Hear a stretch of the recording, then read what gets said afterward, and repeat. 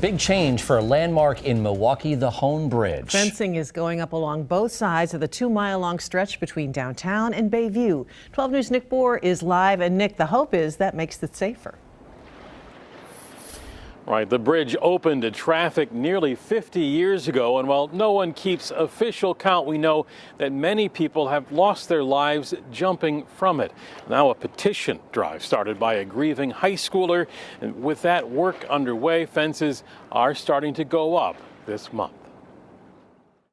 Milwaukee County 911 dispatcher Robert, what is the location of your emergency? This guy's sitting on the wall and his feet are on the other side of the wall. It's an all too familiar call for help on the Hone Bridge. Sometimes it arrives in time. What did you say? I asked them not to do it. Don't do it. I said life is too short. And I reached out and I reached way, way over the wall. And I was like right at the end. And then he grabbed my hand. But often, as was the case just last week, deputies arrived to find an empty vehicle, launching a search of the waters or pavement below.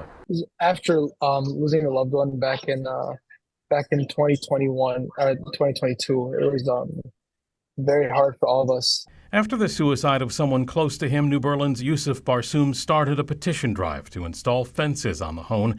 Thousands of signatures later, they're going up this week. The Wisconsin DOT's stated purpose is to prevent debris from falling off the bridge.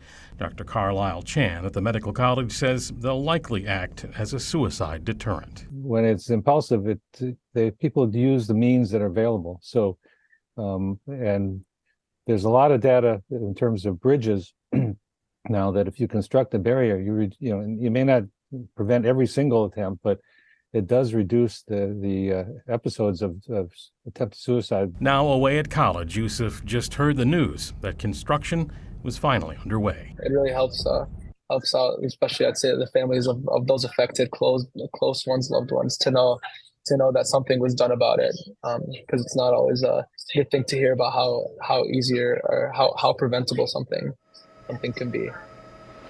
What a sense of accomplishment that must be for him. So, Nick, when is the work expected to be complete there?